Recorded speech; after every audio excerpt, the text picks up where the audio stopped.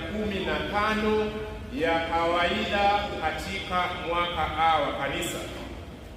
Neno la Mungu katika Dominika hii linatupatia mfano wa mpanzi, ambapo mpanzi huyo anapanda neno na kila mmoja alipokea kadiri alivyolipokea. Bila alipokea amekaa nalo siku 2-3 akalipuuzia na likapotea. Mwingine amelitunza kidogo na mwingine amelitunza sana. Wapendwa katika Kristo, katika maadhimisho haya tunamshukuru Mwenyezi Mungu kwa neema ya jubilei ya miaka 25 ya Padri George Thomas Benedetta Mtitu. Ninamtukuza Mwenyezi Mungu kwa zawadi ya upadri kwa mtumishi huyu, kwa huduma yake, kwa ulinzi wa Mwenyezi Mungu kwa padri huyu miaka yote hii 25. Mwenyezi Mungu amekuwa akijalia afya njema, hekima, neema na baraka katika utume wake. Kwa hivyo tuna kila sababu ya kumshukuru Mwenyezi Mungu. Wapendwa katika Kristo, tunamwona Yesu anaanza kufundisha mambo ya ufalme wake kwa wanafunzi wake, si kwa makutano.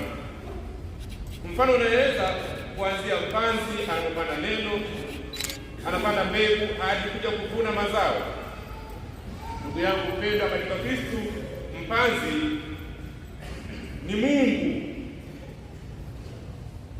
ambaye amepanda mbegu hii, na ujumbe wake ni neno hilo ambalo kila mmoja amelipokea kadiri ya uwezo wake.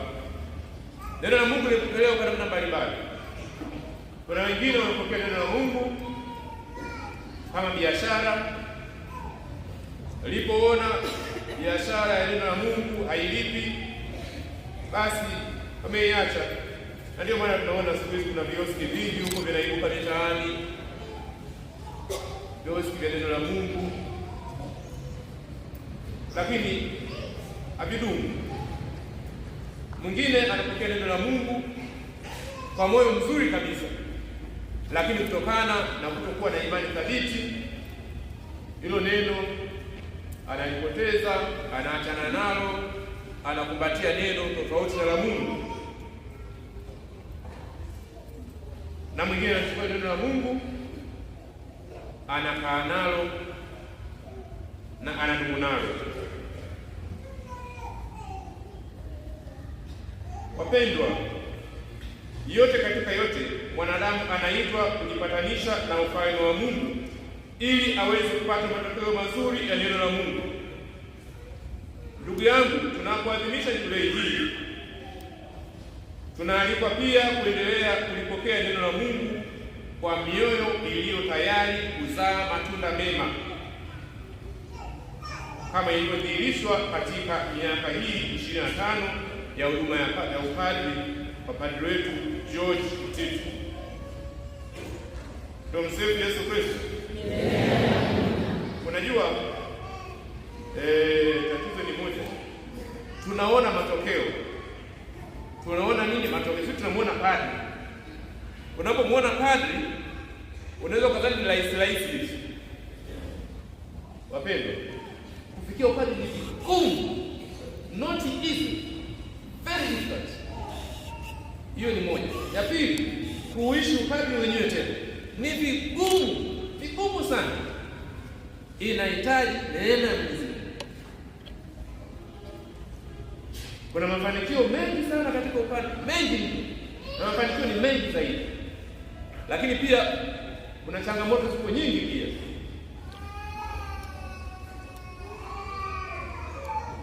Mpendwa katika Kristo, kwa hali hiyo ni lazima tumshukuru Mwenyezi Mungu kwa huduma ya upadri kwa upadri wetu George kwa miaka 25. Sio rahisi hili. Sio rahisi, ni ngumu kidogo. Hata mimi nayeongea miaka 20. Hata 10 sijafikisha.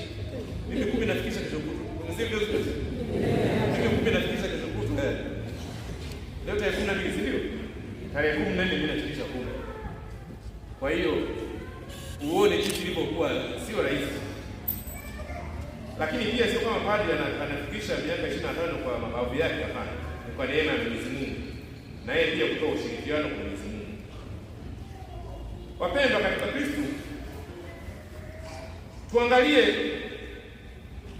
nini maana ya jubilei. Ndugu yangu,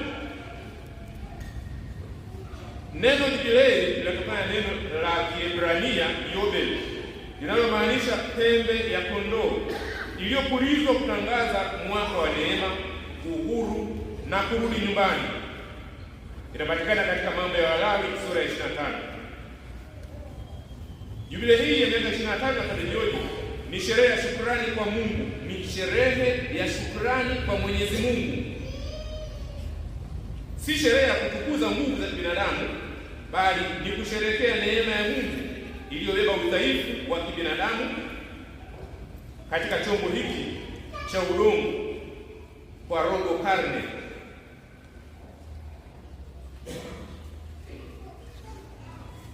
Wapendwa, huyu padri ni nani? Padri ni nani? Padri ni mtu aliyechaguliwa kutoka miongoni mwa watu kwa ajili ya watu katika mambo ya ufuyo Mungu. Padri ni mtu aliyetwaliwa miongoni mwa watu kwa ajili ya kuwahudumia watu katika mambo ya ufuyo Mungu. Mpendwa, Padre George si malaika alishuka kutoka mbinguni. Hapana, Padre George ni mwanadamu kama sisi, ni mwenye nyama na damu, aliitwa kutoka kwetu ili aturudishe sisi kwa Mwenyezi Mungu. Padri ni daraja linalowaunganisha watu na Mungu kupitia sakramenti takatifu. Wakati wasema daraja la upadri, maanake huyu padri anayepata daraja hilo ana jukumu kubwa la kuwaunganisha wanadamu na Mwenyezi Mungu kupitia sakramenti. Wapendwa, kama padri ana wajibu mkubwa wa kufanya kazi ya Mungu, ana wajibu mkubwa wa kuwapeleka watu kwa Mungu, ili hali yeye pia anatafuta kujipatanisha na Mungu. Je, padri anatoka wapi? Tumesema anatoka miongoni mwetu. Tukitazama safari ya miaka 25 ya upadri wa Padre George, tunapaswa kujiuliza maswali yafuatayo. Huyu anatoka wapi? Anatoka katika familia zetu za kibinadamu. Wazazi wa huyu padri ni Thomas Titu Luoga na mama yake ni Bernadetta Kaspari Haule. Mwaka 2011 Mwenyezi Mungu alimwita mama yake huyu padri Bernadetta Haule katika makao yake ya milele. Tukae kimya kidogo, tumuombe. Raha ya milele umpe Bwana, astarehe kwa amani. Lakini upadri baba yake bado yuko, Mzee Thomas Titu Luoga, mzee Yesu Kristo, na ndugu zake wengine wapo hapa, pana kaka zake hapa, pana dada zake na kadhalika, na wapo ndugu zake wengi. Kwa hiyo kumbe huyu padri ametoka miongoni mwetu, na tunao uthibitisho kwamba baba yake yuko hapa. Sio malaika, ni mtu kama sisi. Tumsifu Yesu Kristo.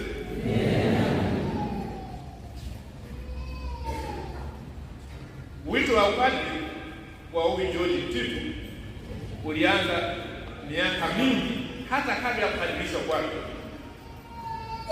Tarehe 10 ya mwezi Juni mwaka 2001 katika kanisa hili walikuwa vijana watatu. Kijana mmoja wapo ni huyu Padre George alikamilishwa na yuko pia na mwingine na padri mwingine mzee hapa karibu mzee mwingine na mwisho wapo waelekezi wawili hapa, Baba Alex Mahenge, Zenobis Mtewele na George Mtiti. Kwa hiyo walibadilishwa hapa tena, nadhani nyayo bado zipo.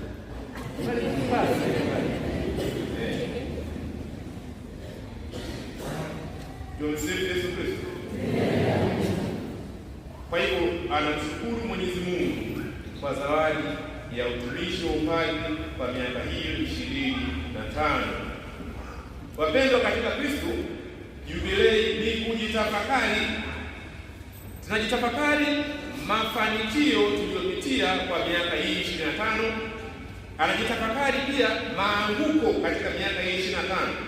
Kwa hiyo kumbe huyu padre anaadhimisha miaka 25 ya kumtumikia Mungu kwa mafanikio, lakini pia anaadhimisha miaka 25 ya kufeli.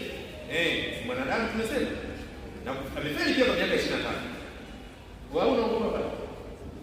Amefeli pia miaka 25. Tumsikie Yesu Kristo. Mafanikio. Tunamshukuru Mungu kwa utumishi wa Padre George. Fikiria wangapi amewabatiza, amewazaa katika Ukristo, ndoa ngapi amezibariki, ni mara ngapi amelisha wagonjwa, sakramenti ya Ekaristi Takatifu, roho ngapi amezipa faraja na kutunganisha Mungu kwa sakramenti ya kitubio. Haya ni baadhi ya mafanikio, maanguko na changamoto. Lakini padri pia, upadri una dhoruba zake. Katika miaka 25 hapakukosekana nyakati za changamoto, nyakati za upweke, kukatishwa tamaa, uchovu, changamoto za kiafya, mapungufu ya kibinadamu, maanguko na udhaifu. Pengine kuna nyakati atakata tamaa, yeye mwenyewe anajua na Mungu anajua. Lakini uzuri wa jubilei hii unatufundisha kuwa neema ya Mungu daima imekuwa kuu kuliko udhaifu wetu. Tumsifu Yesu Kristo. Neema ya Mungu imekuwa ni kubwa zaidi ya udhaifu wetu. Nguvu ya Mungu imekuwa ni kubwa kupita udhaifu wetu, na ndio maana tunaweza kufanikiwa katika hayo. Basi nini kifanyike? Mpendwa padri, wapendwa waumini, wapendwa mapadri, safari hii sio mwisho, ni mwanzo wa kuanza upya. Kama tuliamka popote, tujirekebishe, tujiimarishe, tuinuke, tuanze upya. Kama tulifanikiwa, tusijipongeze sana, tuendelee kuboresha mafanikio ili kazi ya Mwenyezi Mungu iweze kuwa na mafanikio na kwenda mbele zaidi. Huyu Baba George amekuwa na bahati ya kuwa na wito ndani ya wito. Ndio mzee Yesu Kristo. Huyu padre ana wito ndani ya wito. Naje sisi wote wito na Mungu. Wito wa kwanza kabisa kuwa wanadamu. Wito wa pili umeitwa kuwa Wakristo, kuwa wanaotafuta Mungu. Wito wa tatu tumeitwa kumtumikia Mwenyezi Mungu katika aina fulani ya maisha. Mfano wengi sana wameitwa kumtumikia Mwenyezi Mungu katika maisha ya ndoa, wengine wengi kidogo katika maisha ya utawa, wengine wachache zaidi katika maisha ya upadre. Sasa huyu pia katika upande wake pia ameitwa pia kufanya wito ndani ya wito huu. Huyu padri anafanya kazi kule Ugarawa kama daktari. Huyu ni dokta, sio mganga kienyeji, daktari. Kwa hivyo ni padri, ameitwa kama padri, ameitwa msingi kama padri, lakini pia ndani ya upadri pia ameitwa pia kuwa daktari. Kwa hivyo ni daktari hapo, anatibu hapo hospitalini, lakini pia vile vile anawatibu watu kiroho kama mapadri wengine. Kama padri daktari anapaswa kufanya nini? Baba George, kama wewe padri daktari unapaswa kufanya nini? Kama daktari unapaswa kuonesha upendo na huruma ya Kristo. Tumia sayansi yako ya tiba kuokoa uhai wa watu. Tumia sayansi yako ya tiba kuwaponya watu. Tumia sayansi yako ya tiba kutoa huduma ya matibabu kwa upendo. Tumsifu Yesu Kristo. Wewe fadha kwa mtu mwenye madoka tini libuti. Ngoja nikupashi basi. Mdogo wangu alifariki kwenye hospitali moja. Mdogo wangu alikuwa anaumwa kisukari. Akafika pale akasema, jamani, wakamwekea madripu fulani. Akasema, nyinyi madokta, mna kisukari, naomba msiwekee kuna drip fulani hivi. Walipenda kutia nguvu, lakini pia halifai kwenye kisukari. Mimi nakasema, kelele, sisi madokta, sisi tunafahamu.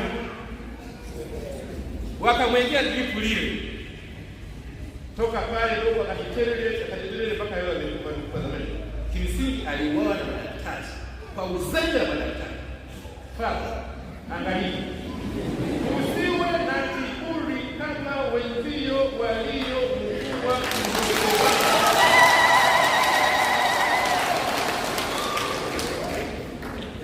Kuna mapungufu ya kibinadamu. Kwa hiyo muda mwingine ukiwa kama padri sasa, kama padri unapaswa kumsikiliza mgonjwa. Una shida gani ndugu yangu? Mimi na kisukari. Basi wewe utakuta dripu ambayo inafaa kisukari. Na una shida gani ndugu yangu? Mimi bwana, una shida hii na hii na hii na umsaidie mtu kwa upendo. Hiyo ni muhimu sana pale. Zingatia sana. Maana mwanzoni tulikuwa tunanyanyasa na madaktari na wengine. Wewe uko tofauti pale. Na imani uko tofauti, endelea kuwa tofauti. Tumsifu Yesu Kristo.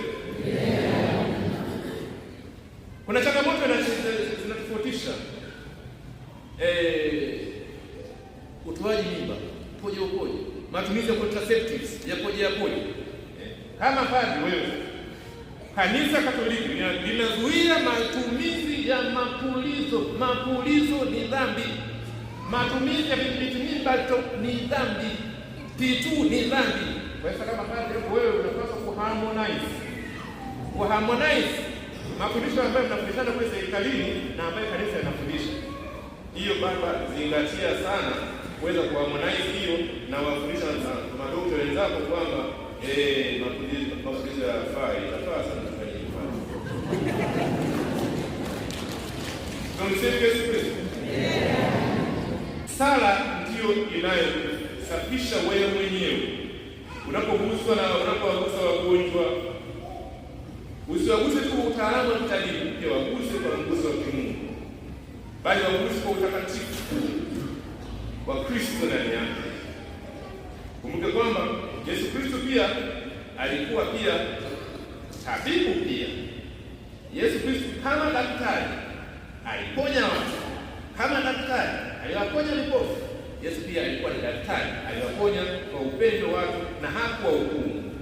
Lakini pia padri kama kuhani utafanya nini? Basi hiyo inafahamika, unafahamu wajibu wako. Peleka ukuhani wako hospitalini. Peleka ukuhani wako hospitalini, wautumie kwa upendo, lakini pia hakikisha kabisa pale usikubali mgonjwa afe mikononi mwako bila kupata huduma ya kiroho. Wapendwa katika Kristo, padri ana jukumu la kutetea utakatifu wa maisha. Kama daktari Mkatoliki na padri, wewe ni mlinzi namba moja wa uhai, kuanzia utungwaji wa mimba hadi kifo cha asili. Msifu Yesu Kristo. Hadi kifo cha asili, yaani maana hadi kifo ambacho ni mapenzi ya Mungu. Katika ulimwengu wa sasa wenye mmomonyoko wa maadili, simama imara kutetea utu, maadili ya kanisa na haki ya kuishi. Tetea wanyonge wasio na mtetezi.